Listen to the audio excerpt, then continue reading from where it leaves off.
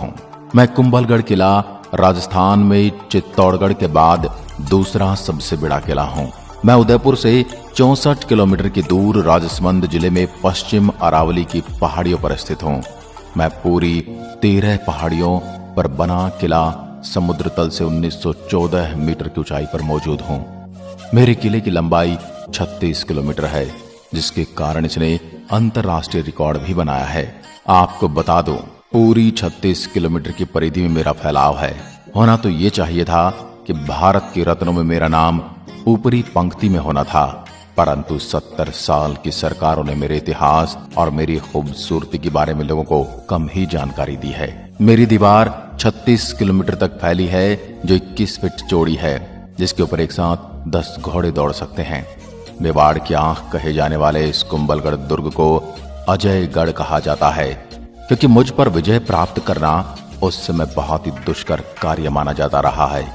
मेरी परिधि के चारों ओर इतनी बड़ी और लंबी दीवारें बनी हैं कि विश्व में चीन की दीवार के बाद दूसरी सबसे बड़ी लंबी दीवार की उपाधि मेरे पास है। मेरे दुर्ग का निर्माण महाराणा कुंभा ने 13 मई 1459 को करवाया था।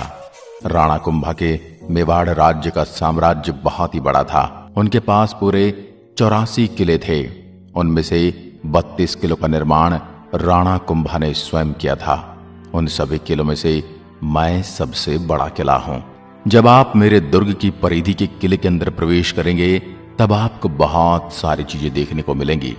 सबसे पहले आप 7 विशाल द्वारों में सुदृढ़ प्राचीरों से अंदर प्रवेश करेंगे। किले के द्वारों में आरेट पोल, हल्ला पोल, हनुमान पोल तथा विजय पोल आदि प्रमुख हैं। मेरे किले की परिधि पर मौजूद दरवाजे के अंदर जाते ही उल्टे हाथ में आपको एक किला दिखेगा और सीधे हाथ की तरफ मंदिरों की पंक्ति देखी जाएगी, जो आज भी ज्यों की त्यों खड़ी है।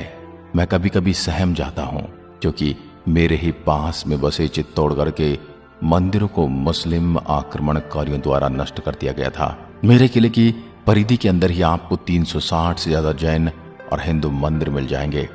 उनको आज भी मैं सहेजे हुए खड़ा हूं। मैं दरवाजों की सुरक्षा के लिए बना किला आप देखेंगे तो आप समझ जाओगे कि मुझे बनाने वाले ने मेरी सुरक्षा का कितना ध्यान रखा है। मेरी परिधि में मौजूद तोपखाना आज भी विद्यमान है, जहां अब भी आप कुछ तोपों को देख सकते हैं। मेरे प्रमुख किले को अगर आप बाहर से पास आकर देखोगे तो तेजो महल से मैं कम नहीं हूं, जिसे आजकल आप ताजमहल के नाम से जानते हैं। कभी इतिहासकारों ने मुझे वो जगह नहीं दी जिसका मैं हकदार हूं। विश्व धरोहर में शामिल मेरा किला आज भी महाराणा कुंभा के शौर्य के प्रतीक बनकर अपनी गवाही देता है। बहुत सारे युद्ध का मैं साक्षी रहा, लेकिन मेरे गढ़ को भेदना आसान नहीं रहा। राजपूत राजाओं ने खतरे की स्थिति में कई बार किलों में शरण ली थी। अलाउद्दीन खिलजी ने किले पर आक्रमण किया था। उसके बाद दूसरा आक्रमण गुजरात के अहमद शाह ने किया था, लेकिन उन्हें कभी सफलता नहीं मिली। हालांकि यह भी माना जाता है कि मेरे किले की इस परिधि में मौजूद देवताओं ने किले को आक्रमण और क्षति से बचाया है। महमूद खिलजी ने 1458, 1459 और 1467 में किले पर आक्रमण किया, लेकिन वो किला कभी जीत नहीं पाया। अकबर, मारवाड़ के राजा उदय सिंह, आमेर के राजा मान सिंह और गुजरात के मिर्जा ने भी किले पर कई बार आक्रमण किए थे। कुंभलगढ़ किले की राजपूती तलवारों ने कभी हार नहीं माने, परंतु वास्तव में मेरे किले ने केवल एक युद्ध में हार का सामना किया था, जिसके पीछे पानी की कमी का होना कारण था। यह माना जाता है कि 3 बागबानों ने किले के साथ विश्वासघात किया था। अकबर का सेनापति शाहबाज खान ने किले को अपने नियंत्रण में ले लिया था। कहा जाता है कि 1576 से किले पर अकबर ने जनरल शहबाज खान का नियंत्रण कर दिया था, लेकिन फिर बाद में किले पर मराठाओं का अधिकार हुआ। इसके बाद किले में मेवाड़ के महाराणा ने कुछ बदलाव किए थे, लेकिन वास्तविक किले का निर्माण महाराणा कुंभा ने ही किया था। आज की दृष्टि से देखा जाए तो मेरे मुख्य किले की ऊंचाई लगभग 7 से 8 मंजिला इमारत से भी ऊंची है। इसी किले के अंदर पन्नाधाय ने महाराणा प्रताप जी के पिताजी उदय सिंह का पालन पोषण किया था। आज भी उस पन्नाधाय को यहाँ घूमते हुए महसूस किया जा सकता है, जिन्होंने अपने पुत्र की मौत को सहन करके मेवाड़ के वंश की लाज रखी थी। मैं खुद को गौरवान्वित महसूस करता हूं जो राणाओं के राणा महान प्रतापी घोड़े पर असवार महाराणा प्रताप के जन्म स्थान होने का अवसर मुझे प्राप्त है। ये बताते हुए मैं हर्ष से प्रफुल्लित हो रहा हूं कि मेवाड़ की शान, मेरी जान, मेरे महाराणा प्रताप जी ने मेरे ही परिधि के अंदर जन्म लिया था। आज भी उनके नन्हे नन्हे हाथों का स्पर्श मैं महसूस कर सकता हूं। मेरे किले के उत्तर की तरफ का पैदल रास्ता टूटिया का होड़ा तथा पूर्व की तरफ हाथी गुड़ा की नाल में उतरने का रास्ता दानी बहा कहलाता है। मेरे किले के पश्चिम की तरफ का रास्ता हीराबारी कहलाता है, जिसमें थोड़ी ही दूरी पर किले की तलहटी में महाराणा रायमल के कुंवर पृथ्वीराज की छतरी बनी है। मेरे परिधि में दुर्ग के मंदिर वास्तुकला और स्थापत्य कला को देखकर आप भी उस दौर की कारीगरी के कायल हो जाएंगे। मेरे इस किले की ऊंचाई के संबंध में अबुल फजल ने लिखा है, यह दुर्ग इतनी बुलंदी पर बना है कि नीचे से ऊपर की तरफ देखने पर ही सिर से पकड़ी गिर जाती है। कर्नल जेम्स टॉड ने दुर्भेद्य स्वरूप की दृष्टि से चित्तौड़ के बाद इस दुर्ग को रखा है।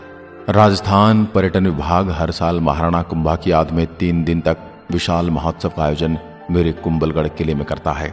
3 दिन के इस महोत्सव में किले को रोशनी से सजाया जाता है। इस दौरान नृत्य कला, संगीत कला का प्रदर्शन भी स्थानिक लोग करते हैं।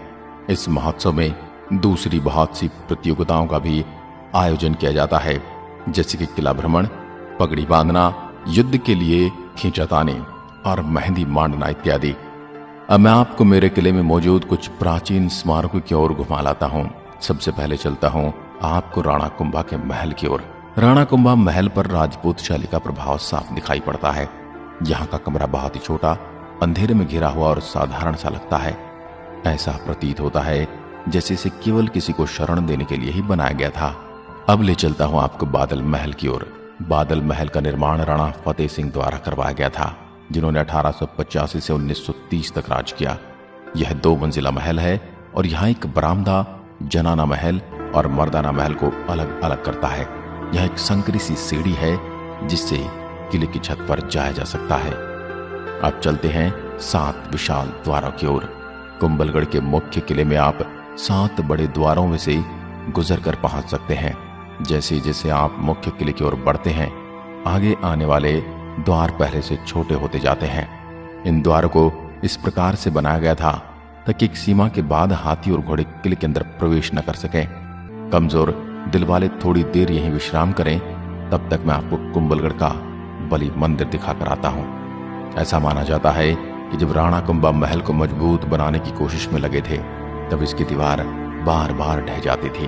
तब एक साधु ने सुझाव दिया कि दुर्ग मां के सामने किसी राजपूत का बलिदान देने से महल को मजबूत बनाने का कार्य सुनिश्चित होगा। इसके लिए एक राजपूत सैनिक स्वयं आगे आया। कुछ लोग ऐसा मानते हैं कि वह साधु ही स्वयं बलिदान के लिए आ गए थे। इसकी अगर आपको सही जानकारी है तो हमें कमेंट में लिखकर जरूर बताएं। विधि अनुसार उसका सिर धड़ से अलग कर दिया गया और जिस जगह पर जाकर उसका शरीर गिरा, वेदी मंदिर का निर्माण वहीं किया गया। अब आपको ले चलता हूँ गणेश मंदिर। गणेश मंदिर को किले के अंदर बने सभी मंदिरों में सबसे प्राचीन माना जाता है। इस किले के पूर्वी किनारे पर 1458 के दौरान निर्मित नीलकंठ महादेव मंदिर स्थित है। इसके आगे चलने पर हमें कई प्रकार हिंदू और जैन के अलग अलग देवी देवताओं के मंदिर दिखेंगे। मेरे अंदर अपना कोई रेलवे स्टेशन तो नहीं है। इसका निकटतम railway station Falna railway station है। इसके अलावा विकल्प के रूप में उदयपुर रेलवे स्टेशन भी है। उदयपुर राजस्थान का एक प्रमुख शहर है जो रेल के विशाल नेटवर्क पर स्थित है। यहाँ के लिए आपको भारत के सभी बड़े शहरों जयपुर, दिल्ली, कोलकाता, इंदौर, मुंबई और कोटा से आसानी से ट्रेन मिल जाएगी। रेलवे स्टेशन पहुंचने के बाद आप टैक्सी या कैब और बस की मदद से मेरे यहाँ कुंभलगढ़ पहुंच सकते हैं। यदि आप मुझे देखने आने वाले हैं तो आपको बता दूं, कुंभलगढ़ गर्मी के दौरान गर्म और शुष्क जलवायु से भरा रहता है, इसलिए इस समय यहाँ की यात्रा करना थोड़ा थकाऊ होता है। मेरे किले की परिधि में घूमने के लिए आपको भारतीयों के लिए प्रवेश शुल्क 40 रुपए और विदेशियों के लिए 600 रुपए प्रवेश शुल्क देना पड़ता है। इसके उपरांत आपको लाइट और साउंड शो के लिए पर्यटकों को अलग से टिकट खरीदनी पड़ती है। इसकी कीमत 100 रुपए है। यह शो सिर्फ हिंदी भाषा में प्रस्तुत किया जाता है। पर्यटकों के लिए यह किला सुबह 9 बजे से लेकर शाम 6 बजे तक खुला रहता है। पूरे किले को देखने में तकरीबन 1.5 से 2 घंटे का समय लग सकता है। तो मेरे प्रिय दर्शकों, आपको मेरी ये गाथा कैसी लगी मुझे जरूर बताइएगा, और मेरी इस पावन भूमि के बारे में आप जो भी जानते हैं कमेंट के साथ जरूर लिखें। और अगर आप मुझसे मिलना चाहते हैं तो मैं कुंभलगढ़ आपको आमंत्रित करता हूं। जय हिंद, जय भारत।